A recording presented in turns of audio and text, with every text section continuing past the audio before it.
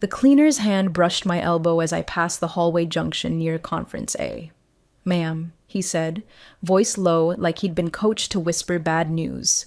"They moved your laptop into the conference room. You probably don't want to go in yet." That stopped me. I still had the to-go tray from Java Junction in my hand.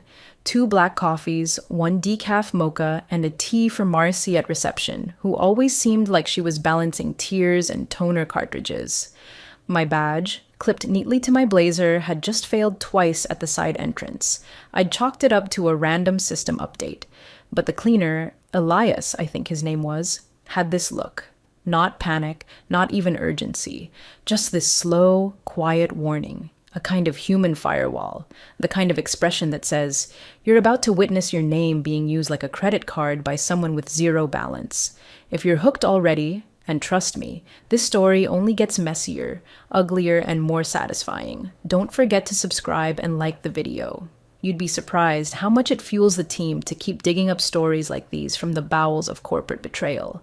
Only 3% of viewers actually subscribe, and that little button makes a massive difference. All right, back to it. 6 hours earlier, I was in my zone. 6:45 a.m. start, almond butter toast, muted NPR on the counter. I had my badge, my notebook, my lucky pen that technically stopped working last week but still clicked with the kind of purpose I liked. My presentation was saved to both my encrypted drive and the air-gapped backup I kept on a USB key stashed inside a chapstick tube. I wasn't paranoid. I was methodical. This pitch wasn't just another client showcase, it was the one. $38 million tied to a government contract renewal that would shift our entire fiscal trajectory for the next 2 years. I had spent 6 weeks refining a multi-tiered data compliance model that did what no one else in the company had even thought to attempt. Layered integration between federal and state frameworks, predictive modeling for upcoming regulatory shifts, and a dashboard that even a sleep-deprived procurement officer could navigate. My boss, Ava, had called it surgical. The VP, on the one occasion he looked up from his phone, grunted, "Looks dense." I left nothing to chance. My office door locked behind me with a click I always double-checked. The laptop stayed tethered to the biometric stand, my fingerprint, my 2FA token, and a rotating password system I updated every 72 hours. I wasn't flashy. I didn't play the politics game, but I played to win, quietly, precisely. By 8:30, I'd reviewed the full deck twice. Red, blue, and green tabs marked dependencies, budget thresholds, and federal priority flags. It looked beautiful, not in the graphic design way, but in the "this could land us a multi-year retainer" way. I dropped off the coffees, exchanged a smile with Marcy, then ducked into the ladies' room to freshen up. When I came back, my badge didn't work. I tried again. Nothing. The red light blinked like it was wagging a finger. "Maybe facilities ran a patch," Marcy offered weakly, glancing at her own console like it might offer an explanation. "Your laptop's not in your office, though. They moved it to conference room A for the pitch." "Who did?" "I don't know," she said, tapping nervously at her keyboard. "I just follow instructions from upstairs." I stared at her a beat too long. Upstairs. Only 3 people had authority to approve a laptop move like that. Ava, who was in Geneva this week, the director of infrastructure, who would never, and the VP, Mark Ryland, Sierra's father, Sierra, that oxygen-sucking blonde fog who'd flounced in 6 weeks ago with a designer handbag and a new job title no one could define. She had failed upward through 3 internal roles, each time landing a little closer to the inner circle. And lately, she'd been circling me. As I stood in the hallway, pulse slow but hot in my neck, Elias gave me that look again. Not pity, just awareness. Like he knew he wasn't watching the beginning of a betrayal, just the middle of one. "She's already inside," he said, "with your slides on the screen." I moved to the corner, just past the bend where the frosted glass started. I could see silhouettes, movement, a figure pacing, laughing even. Sierra. Hands gesturing toward the screen, flipping through my data structure, probably explaining my compliance tiers with the same breathless, clueless flair she used last week to describe oat milk as a political statement. I didn't move. Not forward. Not yet. I stood there longer than I should have, holding that tray of lukewarm coffees like some kind of corporate DoorDash ghost while the auto lock beeped again. Denied. Red. Flashing. Like I didn't exist anymore. Third attempt, same result.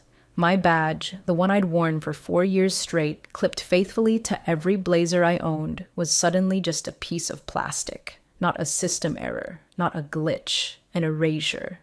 I glanced back at Marcy, who was now pretending to type, but whose fingers weren't actually moving, just hovering. She finally looked up, gave me this tight little smile that barely reached her cheeks. Facilities pinged earlier, she said like she was reading off a cue card. Said your laptop was moved to conference room A, I think for the presentation? The presentation that's supposed to be at 10, that I'm supposed to lead? She blinked. It's all happening kind of fast this morning, huh? Fast. That word rolled around in my head like a marble in a drain pipe. My heart didn't race, not yet. But it shifted. It leaned forward. Something was wrong, and not just tech moved your monitor wrong. No, this felt like someone rewrote the cast list while I was in the bathroom and gave my lines to a glorified extra. Can you buzz facilities? I asked, already knowing how this would play out. I just follow instructions from upstairs, Marcy said, her voice now an octave lower. She didn't meet my eyes. Upstairs. Again. I pulled out my phone, hoping to check my calendar for any last-minute changes. The invite, my invite, was gone. Just gone. No access, no notes, no join link, nothing. It was like I'd never been on the project at all. That's when the timeline clicked into place. Last night, 9:17 p.m., I'd received a Teams ping from Sierra. Just an emoji, a smiley face. I'd ignored it. This morning, 6:52 a.m., my encrypted login sequence ran without flags. The device was secure. I'd run the credential sweep myself before even walking in. 2-factor auth, biometric scan, manual token. I triple-checked because I knew what was at stake. Now, 9:42 a.m., my device was no longer in my office. I wasn't on the calendar. My badge didn't work. And a temp cleaner just warned me off walking into a room that had my work projected on a screen. I stepped back into the hallway and stared down the long pane of frosted glass leading to Conference A. Movement on the far end. Laughter. A chair scraped. Then a voice. Sierra's voice, describing predictive risk thresholds, like she'd just come up with the phrase mid-brunch. She didn't even understand how the model worked. I knew that because she'd asked me last week during lunch what a compliance delta was. Now she was standing in front of my system architecture like it was her senior thesis. I didn't go in, I didn't scream, I didn't do anything dramatic. Instead, I walked quietly around the corner, slid down the hall toward the break room, and pulled up the company's internal device management dashboard from my phone. One login. Active session. User L. DeWitt. Machine. Laptop 443DNT location. Conf a pre-S1 logged in. 9:12 a.m. That was 10 minutes before I'd even re-entered the building. My fingerprint wasn't scanned. My token wasn't used. Someone had overridden the lock protocols manually, admin credentials, temporary override, auth. Code Ryland Level 3 Mark Ryland, the VP, Sierra's father. There it was, a handoff in plain sight. Daddy gave her the keys and she went joyriding through my career. I stared at the screen. One more breath, one more beat. Then I took a screenshot. Then 3 more, wide, tight, time-stamped. I opened my encrypted email draft marked legal hold urgent. I didn't hit send, not yet. Let them finish the first few slides. Let her stutter when they ask questions. Let them all pretend they don't know how deep this screw-up is about to go. I wasn't locked out. I was watching. I stood just to the left of the frosted glass, close enough to hear voices, but far enough back that I wouldn't cast a shadow. Elias hadn't said anything else. Just gave me that slow, deliberate shake of the head before disappearing down the corridor, like he hadn't just cracked the floor under my feet. The hallway outside Conference A always smelled like printer ink and dying ambition, but now it reeked of something worse. Performance. Applause, chairs shifting politely, and Sierra's voice, syrupy, over-enunciated like someone reading a press release off a teleprompter. And with this projection model, she said, pausing for the dramatic effect, we're actually able to preempt regulatory bottlenecks before they even appear. That's what makes this platform so disruptive. She didn't build a damn thing, not the dashboard, not the model, not the tiered framework that stitched 5 separate compliance logs into a real-time cascade. She'd asked me 3 days ago, are audit flags the red ones or the orange ones? But now she was in there, pacing like she'd cracked Cold Fusion over brunch, using my work like it was a karaoke track she just happened to know the words to. I peeked around the glass. There she was, blonde, smiling, hair in a glossy high ponytail that probably cost more than my laptop, pointing toward a screen filled with my slides. Slides I built from scratch, slide by slide, right down to the alignment of the damn bullet points, because even that mattered to me. And not just because I'm meticulous, because this pitch was life or death for our government contract, because the model wasn't some plug-and-play SaaS mock-up. It was real, validated, backed by 6 weeks of data triangulation and logged with version history on every change. And now, here it was, being served with a side of nepotism and Sephora highlighter. I eased back into the wall, pulled out my phone, and snapped another photo. Just the edge of the glass, the timestamp, the silhouette of Sierra gesturing toward the predictive threshold chart. I remembered making that one at 2 a.m. after Ava flagged a clause in the RFP about cross-agency modeling. I'd built it while my eyes were burning and my fingers cramped from rewriting the logic loop that tied federal audit flags to state triggers. Sierra had no idea what she was presenting. She probably thought federal harmonization was a playlist. Inside the room, someone laughed politely, probably one of the sales guys who'd roll over for a free muffin and a warm seat. Then a question. What's your fallback if the data pipeline breaks mid-audit? A pause, a beat too long. Sierra's voice faltered. Well, the redundancy is built in automatically with the macro triggers. She pronounced macro like it rhymed with taco. I didn't smile, but I felt it. That first crack in her porcelain confidence. The moment she realized reading my slides wasn't going to save her from questions I'd written into the footnotes of the model itself. I opened my encrypted cloud app and located the system's most recent access log. Live session still active, still listed under my name. Except, now a second IP had popped in. Internal admin address, likely IT. Someone else had noticed. I copied the log, added it to my legal draft, and closed the screen. I wasn't ready to press send. Not yet. Let the clock run a little longer. Let her get to slide 14, the one about embedded audit flags and federal retention protocol. That's when the real questions would start. That's when the trap would spring. And all I had to do was wait. I pulled back from the glass like it was on fire. My heartbeat didn't spike. It settled, slower, lower, quieter, like my body knew this wasn't the time for emotion. This was code red in lowercase, contained, clinical, quiet. In the hallway, I slid down next to the utility closet, out of view from anyone exiting Conference A. My phone was already open to the admin panel before I sat down. No one knew I still had elevated permissions. I'd helped build the first layer of this compliance platform 3 years ago.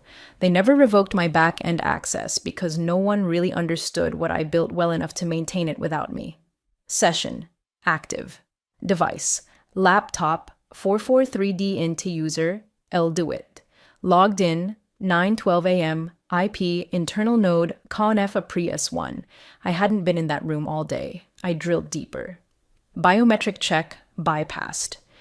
Override reason, temp admin access authorized by Ryland M. That was it. No password, no two-factor, no fingerprint, just a goddamn skeleton key from the man who still thought compliance meant making sure the interns wore blazers. Mark Ryland had authorized a credential override on my machine.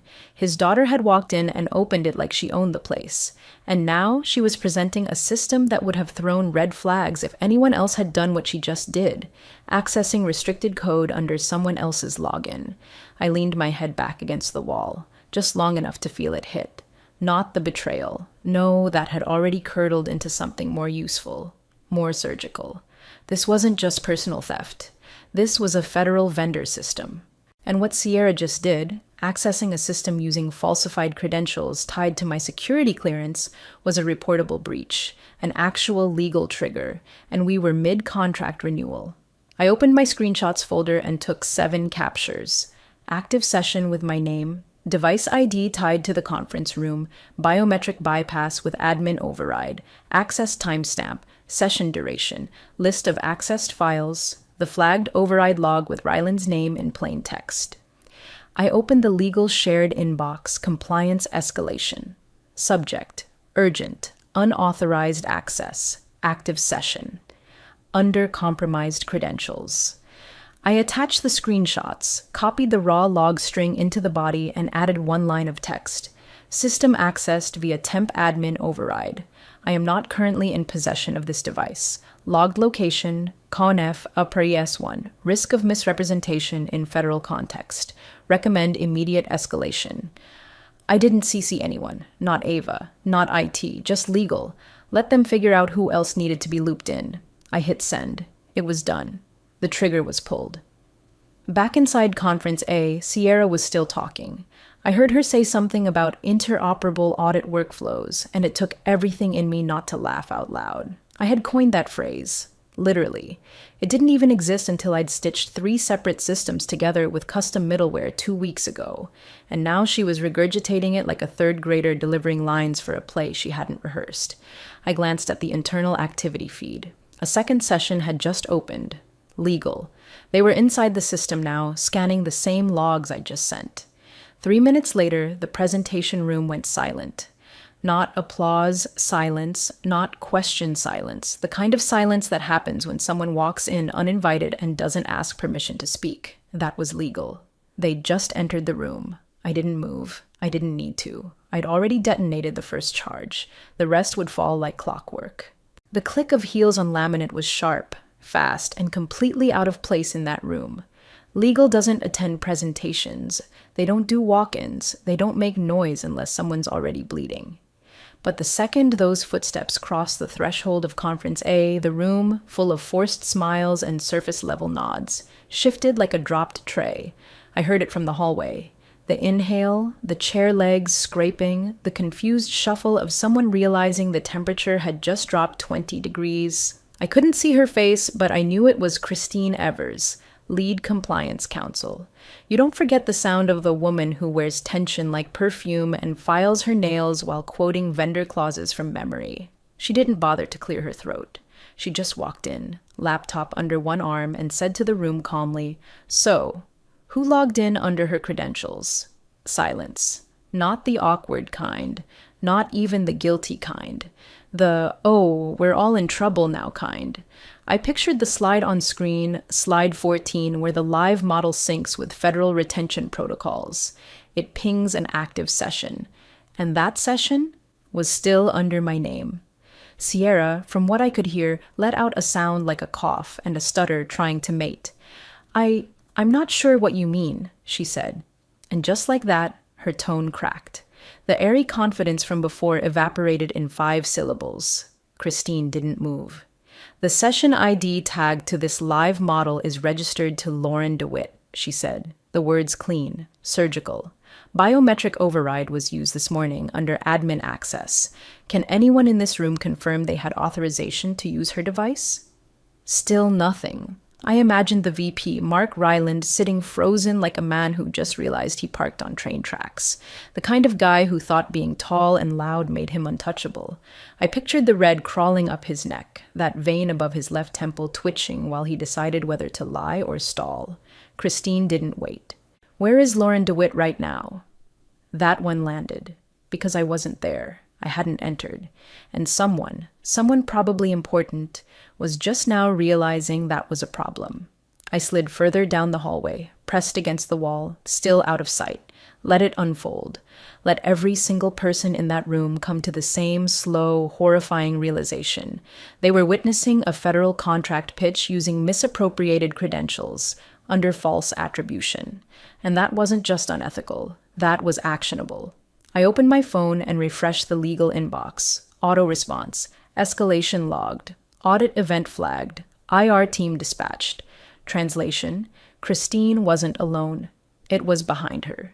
Inside, I heard Sierra start to talk again. This time fast, high-pitched, panicked. The slides were already open when I got in. I thought Lauren set it up. I assumed... Christine cut her off. "No, you didn't. Because you opened the device at 9:12 a.m. and Lauren's badge didn't activate after 8:46. Another beat of silence. Paper rustled. I imagined her flipping a printed log, then the sound of a chair being pushed back. Probably Ryland, probably trying to clarify. We had a scheduling mix-up, he said.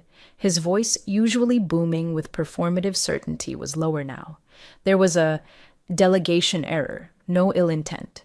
Intent, Christine replied, is not required for a breach. And then, the quietest moment of all, the shuffle of someone realizing their promotion just died mid-sentence. Christine again. This model was submitted under Lauren DeWitt's name.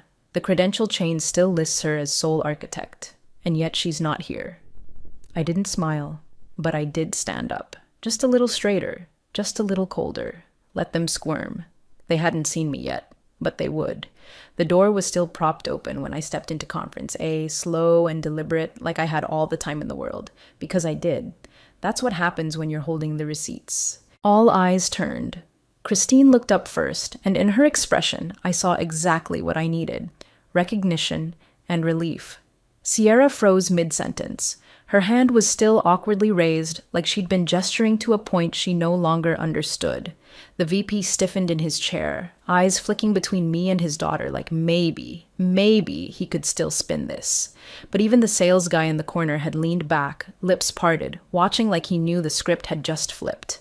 I walked to the front, just past the projector's halo, and stopped beside Christine. No theatrics. No clearing of the throat. I handed her my employee badge and my phone, already unlocked, open to the audit log screen. I wasn't scheduled to present, I said, calm as a courtroom. Apparently.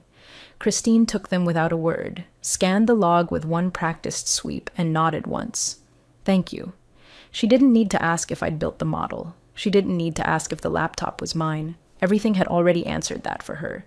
I'll need IT in here, she said over her shoulder, already walking toward the device on the table. Forensic copy. Chain of custody protocol. Now. I glanced at the screen. The slides were paused mid-transition, stuck between the audit trace flowchart and the policy overlap heat map. My notes were still in the speaker section. Unchanged. Even the file name was mine. LDWQ2 protocol final. Sierra tried to say something. Lauren, I thought you were... But her voice cracked halfway through, and she ended up choking on my name like it burned her tongue. I didn't respond. Not to her. She didn't matter anymore. Christine turned back toward the room. Who last handled this laptop? No answer. It's tied to federal vendor submissions, she added, which means every keystroke is auditable. Anyone want to revise their statement? Still nothing. Just a few scattered blinks and the slow, soul-sucking realization settling over Sierra's shoulders like wet concrete. Christine tapped the mouse. Currently logged in as Lauren DeWitt. Biometric bypass via temp admin access. Authorized by M. Ryland at 9:11 a.m. She turned. Mr. Ryland, you authorized your daughter to use an employee's credentials during a federal compliance demonstration? The VP's jaw twitched. She needed access to the model. The team assumed the model isn't the issue. The credentials are. Christine didn't raise her voice. She didn't have to. Behind her, IT arrived. Quiet men in gray polos, one carrying a sealed kit. They didn't ask questions. They just opened the bag, unplugged the laptop, and began the duplication process. Chain of custody form in triplicate. Sierra backed away from the table, one trembling step like it might save her. It didn't. Someone on the client's side, a man with a government badge clipped to his lanyard, stood slowly. Is this part of the demonstration? Christine looked at him without blinking. It is now. He nodded, lips pressed flat, didn't sit back down. I returned to the side of the room, hands folded in front of me, calm, measured, not smug. I didn't need to gloat. The room was already doing that for me, not with words, but with what wasn't being said. No one asked if Sierra was okay. No one defended her. No one offered an explanation, because they all knew. This wasn't just a mistake. This was a violation with weight. The kind of thing contracts get revoked over. The kind of thing internal investigators don't let go. And the only person who didn't seem to grasp how final it all was Sierra. She whispered something to her father. I didn't hear it. Didn't care. Christine looked up from the laptop one last time and asked the question that ended it. Is there any part of this demonstration that wasn't built by Lauren DeWitt? No one answered, not even Sierra. The room they led me to wasn't an office. It was a converted war room. You could tell by the folding chairs, the projector still dangling from a ceiling tile, and the dry erase board with 6 acronyms I'd seen in federal audit memos. Christine was already there, typing with one hand, coffee in the other. No one said anything as I entered. The government liaison, Marcus, I think his name was, sat across the table with a legal pad already half filled. He didn't smile. Government guys don't smile when they're holding pens. Christine nodded for me to begin. I didn't sit. I opened my phone, mirrored the logs to the room's shared screen, and said the words I'd waited 6 weeks, and maybe 4 years, to say. This model was built from the ground up using a multi-tiered access system. Every user tier has traceable session behavior, encrypted checkpoints, and dual auth verification. I built it that way because this environment doesn't just demand security, it demands proof of security. Christine glanced at Marcus. He was already nodding. I walked them through the override log, how the admin credentials were used without escalation protocol, how biometric access was force bypassed through a buried tool only 2 people in the company knew existed. Myself and a former infrastructure lead who retired last year, how the system flagged the event because the trigger sequence was used outside approved hours. It never should have worked, I said, but the override permission came from a Ryland level account. That's VP tier. It temporarily disables internal red flags. Christine tilted her head. How'd you catch it? I built a shadow alert, I said simply. Not in the manual. It pings me anytime my user session activates without token sync. 1 in a million chance. But today was that day. Marcus didn't even blink. And you can document the alert was live before today? I pulled up a backup timestamped last month. With log trail, I said, dropping the file into the shared folder like it was a hammer. For the first time, Marcus looked almost impressed. He tapped his pen once on the pad and muttered, "You're a firewall disguised as a strategist." Christine smirked. Told you. They asked more questions, technical ones, about where data passed through, how it handled nested authentication, how each user tier was assigned based on federal access groupings. I answered every one without flinching, because I didn't just know this system, I was the system. Sierra couldn't even spell half the acronyms they were referencing. She wouldn't have known what to do if the dashboard threw a level 3 lockout. Marcus leaned back. You know what concerns me? Tell me. The override was used during a live vendor demonstration for a government renewal. That means not only did someone gain access without clearance, they did so while attempting to misrepresent authorship during an active compliance audit.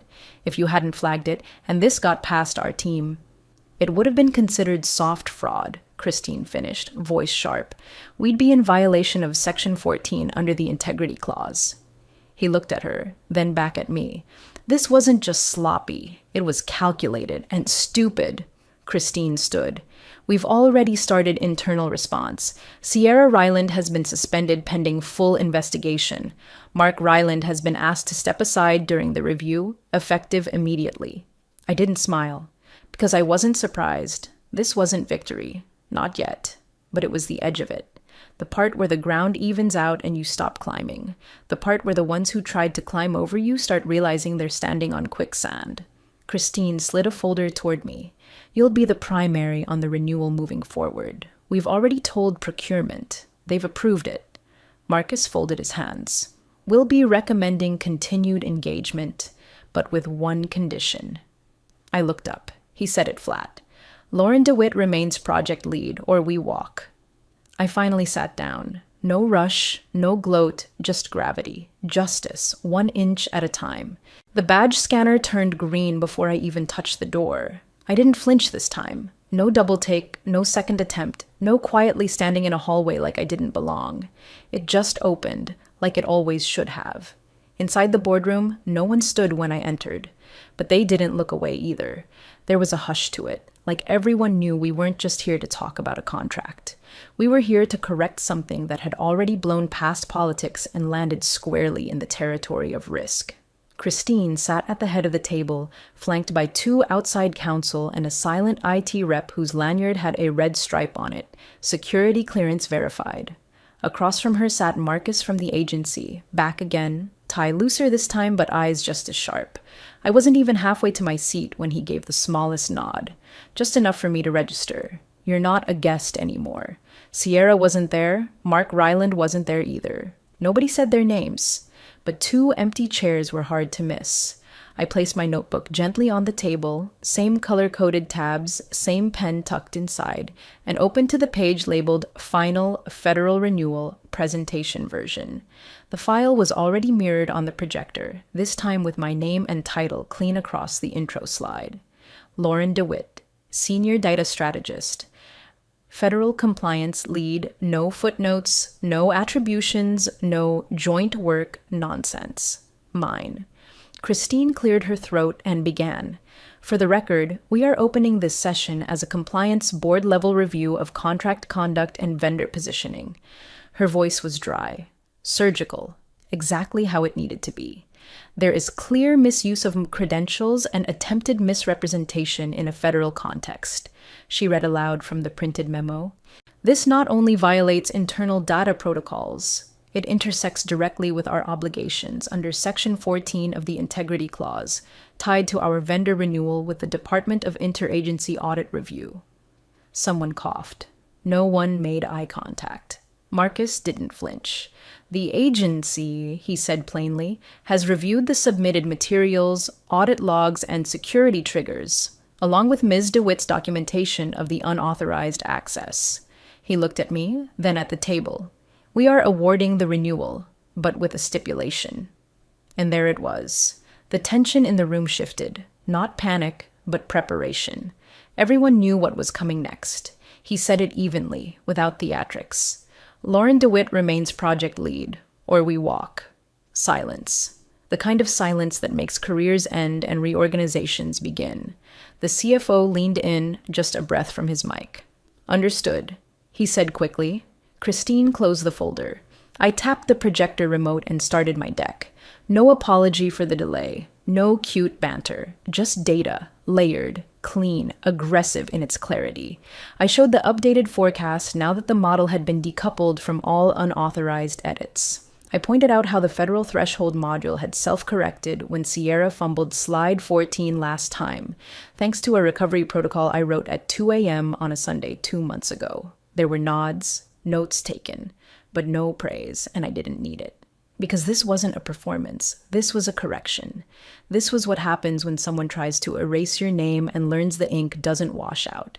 I closed the final slide and let the screen go dark. No applause.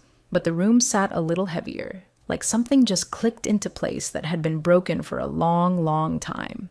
The promotion offer came 2 days later, slid across the glass-top desk by the new interim VP, someone who introduced himself by first name only, didn't mention golf once, and actually asked about retention triggers before we sat down. Director of Strategic Compliance, full ownership of the federal suite, my own team. I didn't smile when I accepted. I just nodded once, closed the folder, and asked when we could start clearing the access logs from Sierra's trail. He didn't hesitate. Already done, and her departure memo went out this morning. Resignation? His eyes flicked sideways. Effective immediately. No comments. I didn't ask about Mark Ryland. Didn't need to. By then, his email was already on auto-reply. Retired early, the subject line said. No goodbye message, just silence. Like he was trying to disappear into the office wallpaper and pray no one remembered his last name. But people did. Christine made sure of that. So did Marcus when he requested a permanent audit integration using my framework. I wasn't just a lead now. I was a firewall built into the bones of the department. And Elias? That man is now in IT security. Turns out, the certification binder I spotted him studying near the loading dock 6 months ago wasn't just for show. He'd been chipping away at the coursework every night after shifts. And after what he saw, what he risked by speaking to me that morning, legal fast-tracked his onboarding. Last I checked, he was managing endpoint audit protocols, the same kind Sierra bypassed without blinking. Funny how the quiet ones end up holding the real power. And me? I still use the same slide deck. But there's one difference. On the very last page, under the final chart beneath the compliance matrix and the retention protocol, I added a single line of text. Not bold, not centered.